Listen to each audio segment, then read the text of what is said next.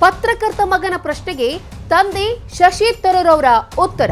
ಅಪ್ಪ ಮಗನ ಅಪರೂಪದ ಜುಗಲ್ಬಂದಿಗೆ ಇಡೀ ವಿಶ್ವವೇ ಸಾಕ್ಷಿ. That shouldn't be allowed. This is my son. ಪಾಕಿಸ್ತಾನದ ವಿರುದ್ಧ ಯಾವ ಸಾಕ್ಷಿ ಇದೆ ಎಂದು ಕೇಳಿದ ಇಶಾಂತ್ ತರೂರ್.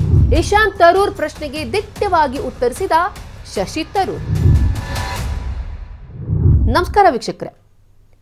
ಭಾರತದ ಆಪರೇಷನ್ ಸಿಂಧೂರದ ಬಗ್ಗೆ ಇಡೀ ಜಗತ್ತಿಗೆ ತಿಳಿಸೋದಕ್ಕೆ ಭಾರತದಿಂದ ಆಲ್ ಪಾರ್ಟಿ ಡೆಲಿಗೇಷನ್ ಹೋಗಿದ್ದು, ಈಗ ಅಮೆರಿಕದಲ್ಲಿ ಸಂಸದ ಶಶಿ ತರೂರ್ ಭಾರತದ ಕ್ರಮವನ್ನ ಡಿಫೆಂಡ್ ಮಾಡ್ಕೊಳ್ತಿದ್ದಾರೆ. ಈ ಸಂದರ್ಭದಲ್ಲಿ ಒಂದು ಅಪರೂಪದ ಘಟನೆ ನಡೆಯಿತು. ಸಂಸದ ಶಶಿ ತರೂರ್ಗೆ ಅವರ ಮಗ ಹಾಗೂ ವಾಷಿಂಗ್ಟನ್ ಪೋಸ್ಟ್ನ ಪತ್ರಕರ್ತ ಇಶಾಂತ್ ತರೂರ್ ಒಂದು ಖಡಕ್ ಪ್ರಶ್ನೆಯನ್ನ ಕೇಳಿದ್ರು. ಇದು ಒಂದು ರೀತಿಯಲ್ಲಿ ಅಪರೂಪದ ಘಟನೆಗೆ ಸಾಕ್ಷಿ ಆಯಿತು. ತಂದೆ ಸಂಸದ ಹಾಗೂ ಮಗ ಪತ್ರಕರ್ತ ಇವರಿಬ್ಬರ ನಡುವಿನ ಜುಗಲ್ಬಂದಿ ನೋಡೋದಕ್ಕೆ ತುಂಬಾನೇ ಸ್ವಾರಸ್ಯಕರವಾಗಿತ್ತು. That shouldn't be allowed. This is my son. Ishaan Tharoor of the Washington Post. Definitely asking a question in personal capacity. Ishant Tharoor ಅವರು ಪಾಕಿಸ್ತಾನ ವಿರುದ್ಧದ ಸಾಕ್ಷಿ ಬಗ್ಗೆ ಒಂದು ಖಡಕ್ ಪ್ರಶ್ನೆಯನ್ನ ಕೇಳಿದ್ರು.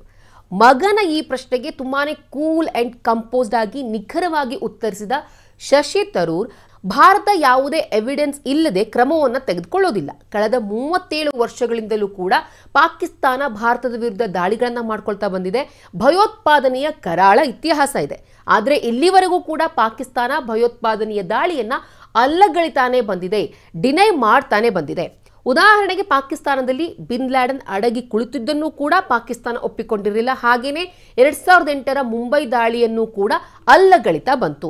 ಆದರೆ ಭಾರತ ಒಂದು ಪುಷ್ಟೀಕರಣವಾದ ಸಾಕ್ಷಿ ಕೊಡೋವರೆಗೂ, ಅದನ್ನ ಅಲ್ಲಗಳೆಯಕ್ಕೆ ಆಗದೇ ಇರುವಂತಹ ಸಾಕ್ಷಿಯನ್ನ ಕೊಡೋವರೆಗೂ ಕೂಡ ಪಾಕಿಸ್ತಾನ ತನ್ನ ಪಾತ್ರವನ್ನ ಅಲ್ಲಗಳಿತಾನೆ ಬಂದಿದೆ ಅಂತ ಹೇಳಿ ಶಶಿ ತರೂರ್ ಕೂಡ ಖಡಕ್ಕಾಗಿ ಉತ್ತರ ಕೊಟ್ಟರು.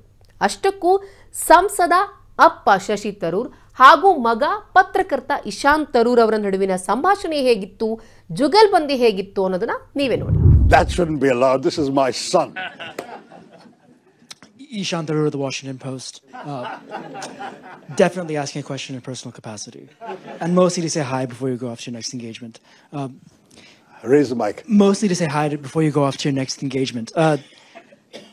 I'm curious though, on this tour you've been on, various countries in the Western Hemisphere, have any of your government interlocutors asked you to show evidence of Pakistan's culpability in the initial attack?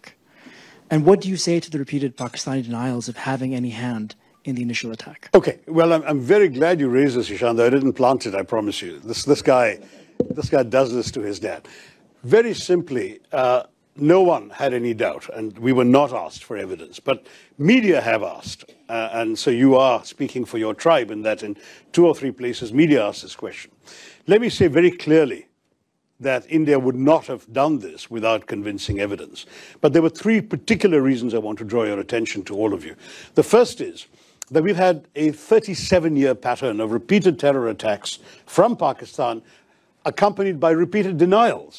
I mean, Americans haven't forgotten that Pakistan didn't know, allegedly, where Osama bin Laden was until he was found in a Pakistani safe house right next to an army camp in a cantonment city. That's Pakistan. Mumbai attacks. They denied having anything to do with it. One of the terrorists was captured alive. His name, his identity, his address in Pakistan. Everything was revealed. Under interrogation, he told us where he was trained, what was done. The US intelligence, as well as ours, recorded the chilling voice of the Pakistani handler giving minute-by-minute instructions to the killers in Mumbai, telling them where to go. And they were monitoring Indian TV and saying, there are people hiding on the 3rd floor of that hotel, go and shoot them there. This kind of thing is going on. Your sources recorded this too. So we know what Pakistan's all about. They will dispatch terrorists. They will deny they did so until they're actually caught with red hands. That's the first. So I agree you're going to say, but that's circumstantial. Sure. Second point. The moment this happened, within 45 minutes or so of this happening, the terrorist attack, a group called the Resistance Front claimed credit. Who are the Resistance Front? They're a well-known proxy front of the Lashkar-e-Taiba, a banned organization listed by the United Nations, listed by the US State Department, which enjoys safe haven in the town of Muridke in Pakistan. The Resistance Front, evidence about the Resistance Front and its doings was presented by India to the UN Committee on Terrorism in December 2023 and repeatedly again in 24. But the problem was, of course, Pakistan too is a member of that committee. The Resistance Front was not listed by the UN, but its identity was known and publicized. These people then claimed credit within a time span. There were no media present when these killings took place. Most of the world hadn't even learned about this when they claimed credit. So that was itself a smoking gun. They repeated that claim 24 hours later. And having repeated that claim 24 hours later, then their handlers must have woken up to the gravity of this and told them to take it off their site. So they did. But the fact is, the credit claim was on record and the world has seen it. Third, when the first strikes happened on the terrorist camps, funerals were conducted, including for members of some of the key organizations, the Jaish-e-Mohammed in particular, and the Lashkar-e-Taiba. The funerals were conducted, and photographs have emerged on social media showing Pakistani generals and police officers in uniform attending these funerals, being conducted by relatives of these terrorists. So we're looking at three concrete pieces of evidence as far as India is concerned. But finally, I can add to the mix, we also have intelligence services. They have been studying very carefully these terrorist attacks. They have identified at least 4 of the 5 perpetrators, and they know who they are. In fact, and I'm told, and I don't have access to the direct intelligence information, but I've been reliably informed, they know that 2 of them are Pakistanis, and the other 2 were locals who had exfiltrated, is the term, out to Pakistan for training 10 years ago, and clearly were sent back for this mission this time. So it's on the basis of all of this put together that we said, we know who did this and we will take action. And that's exactly what we did. I can assure you India is not the kind of country that would undertake a military operation without very solid basis for doing so.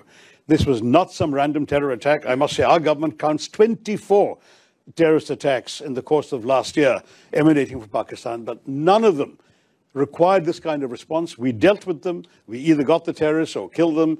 Minimal damage, very little loss of life. We dealt with it. This showed all the hallmarks of a sophisticated, planned, deliberate operation with reconnaissance, with intelligence work, with a modus operandi worked out, this cynical exercise of asking people their religion, shooting them between the eyes. This is not an ordinary terrorist, some bearded fanatic blowing himself up outside a supermarket. This is not that.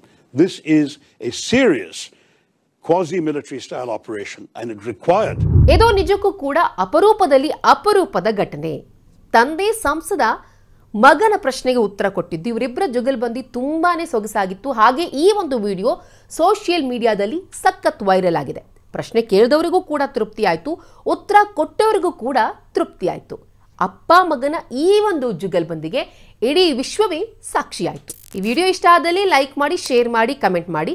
ಹಾಗೆ ನೀವಿನ್ನೂ ನಮ್ಮ Hosadiganta digital ಚಾನಲ್ನ subscribe ಮಾಡಿಲ್ಲ ಅಂದರೆ ಈ ಕೂಡಲೇ subscribe ಮಾಡಿ.